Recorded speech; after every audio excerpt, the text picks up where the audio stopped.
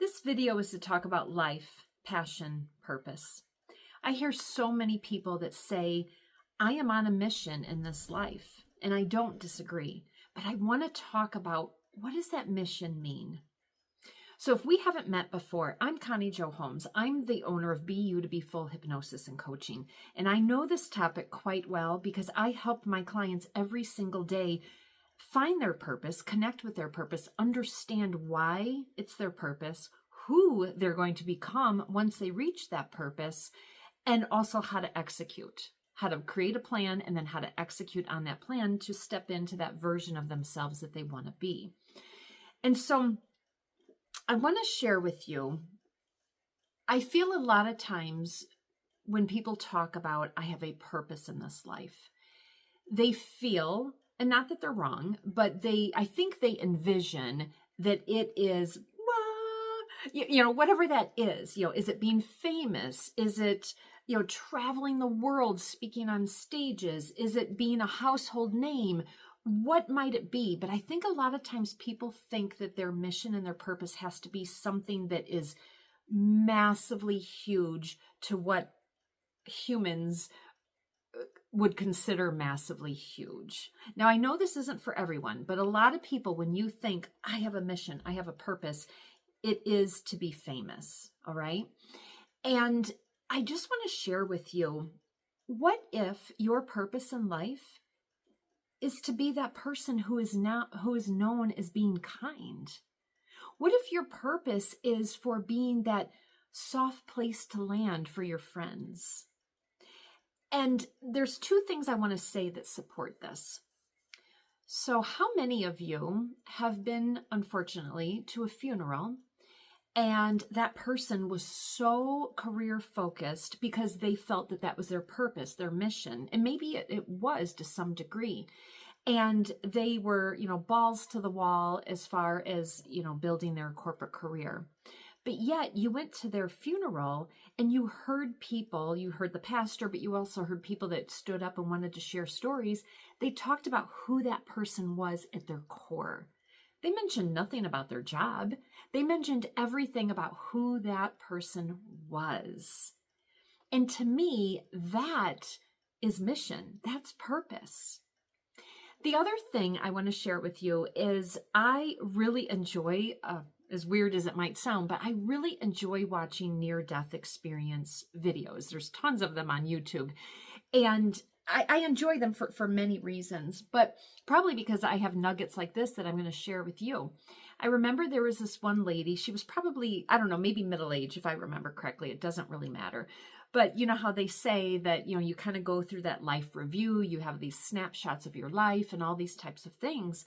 And as she was going through that path, she was seeing all these small everyday details.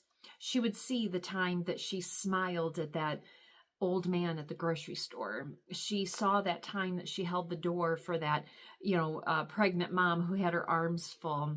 Those were the moments that she saw. She didn't see what she thought were the big moments. Those moments that, she helped a client with something or different things. And so when she got to the heavenly gates and she was having her conversation with God, God told her it's not her time and all these kind of things. But he said, do you have any questions while you're here before I send you back? And she said, I do. When I was going through my life review, I've done some massively big things in my life, but yet I didn't see any of those. I saw these moments. And his words to her were, my dear, those moments are your life. Wow, that could really get me choked up just saying that. I've retold this story so many times. Isn't this funny? I have retold that story so many times, and it's never made me come to tears before, but right now it is. And maybe it's because I'm talking about it in a much larger context, and that being a context of, people wanting this purpose and this mission in their life. And I think so many people just clamoring for what they think matters, clamoring for that fame, that fortune, that people know me, these likes, these comments, all that type of thing. And I really think that when it's all said and done, none of that is going to matter. None of it. Was it Mother Teresa that said, something, I'm going to massacre this quote, but people don't remember what you said. That's what it is. People don't remember what you said, but they remember how you made them feel. Ugh. I think that's why I'm brought to tears with this. Isn't this funny? Wow. Something's poking me here with this. So right here's a lesson too, right? When we have emotion that really kind of comes out of nowhere and surprises you, pause with that. I'm not stopping this video. I'm not going to reshoot this video because there is a lot right here. Because a lot of times people would be like, oh, why am I crying? And you would feel silly. But no, your heavy emotions, whether it's joy, whether it's tears, and these aren't tears of sadness at all. These are tears of, what are they? A deep awareness. See, and just saying that could make me teary-eyed again. Wow, this is so interesting. We're going through this together here in real time. So interesting. Yes. So I'm not running away from this really peaked and out of nowhere emotion. I'm sitting here because this is poking me. It's poking me a lot. And okay, why is it poking me? We're going to go real time here. So I want you to do this when you have tears or when you have anger, when you have sadness, when you have joy. Sit with it. When we sit with it, God, can we learn things? I know, because I'm feeling that this, what's poking me is the awareness of where I am in my life. I am at a point. Well, first of all, I just turned 55. I'm recording this in August of 25, but I just turned 55 in July. So and it's not an age thing. It's not about being 55. It's about how time goes so quickly because 55 is not possible. So that's one thing that I'm sitting on. The other thing is with my business, because I'm a hypnotherapist and a life coach. And so I do a lot of great work to help people and help you at your core so that whatever time you have left, whether you're 30, 40, 50, 60, 70, it doesn't matter. Whatever time you have left, you are living your life. You're living it, owning your life. I always like to say, I help my clients move from reacting to life to owning your life. And understanding our emotions so that we can learn and grow from them is how we own our life. This video is funny to me, but you know what? I'm sharing it anyway. This is cracking me up because there's all sorts of things in here. Anyways, but I'm at a point in my life where I love my business. I love what I do. And I'm like, do I continue to go at the pace and the speed I'm doing? Or do I really do things differently and go balls to the wall? And lately I'm thinking, I want to go balls to the wall. And so I've been sitting with that lately. And so apparently at a very deep subconscious level, it's like, okay, what's balls to the wall mean? And what could that mean? Does that mean, oh God, this is so real time. You know what's happening right now? Because with my work, I do great work with my clients. They have massive breakthroughs. They get unstuck, all these great things. And I feel really good with that. I can continue going down that path, of course, but I also am at a point where I can turn up the notch. And in turning up the notch, that means I'm going to be out there even more. I'm not fearful of that, clearly, because I can cry on film and look like a nut, but that's okay.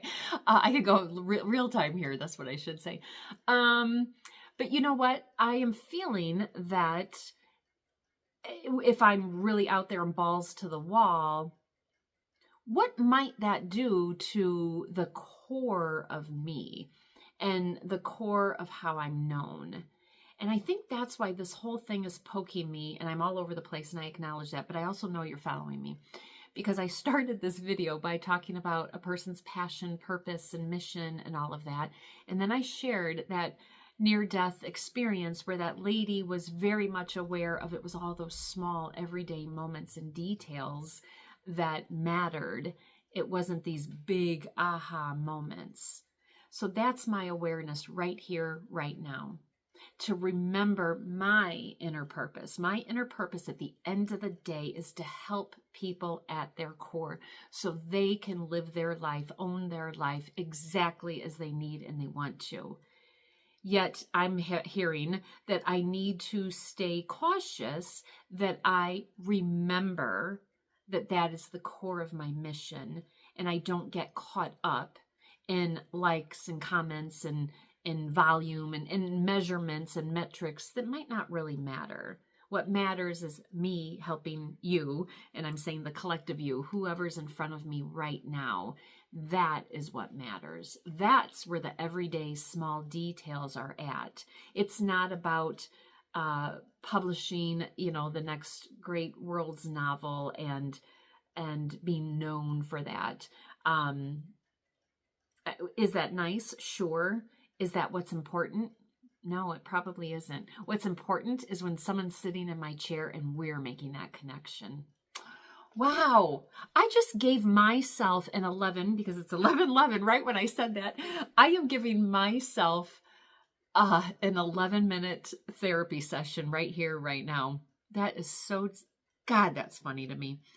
All right, for those of you who are still here and are following me and getting something out of this, I hope this was just as helpful, just as helpful for you as it was for me. Oh my God, things crack me up. Life is funny, isn't it?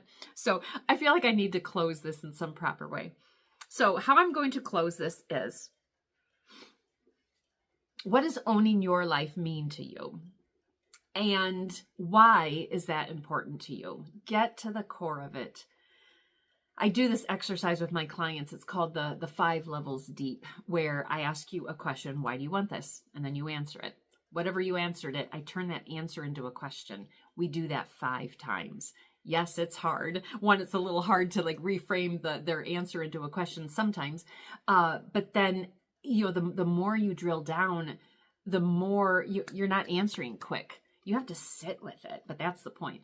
But anyway, so for you, why? Why is this important to you? But then also, who are you going to become as that version of you? Right?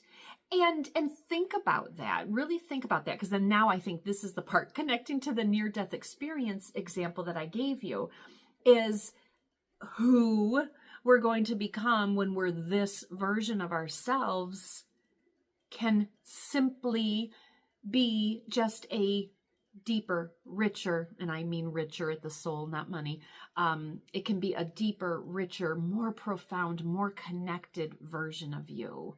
And sometimes that is found in moments of holding a door for somebody, smiling at somebody when your soul just tells you they need it, reaching out to a friend. Hey, how you doing? You've been on my mind. It's in those moments. That who that you're going to become does not have to be, that person traveling the world and being on all these stages. It might not have to be that person that has 9 figures in their bank account. Life can truly be lived in the small, everyday moments of life. So I needed that reminder, so I hope you did too. And thank you so much for sticking with me through this video. If I can be of assistance with you in any way, please reach out to me. My information on how to contact me is below. Thank you so much.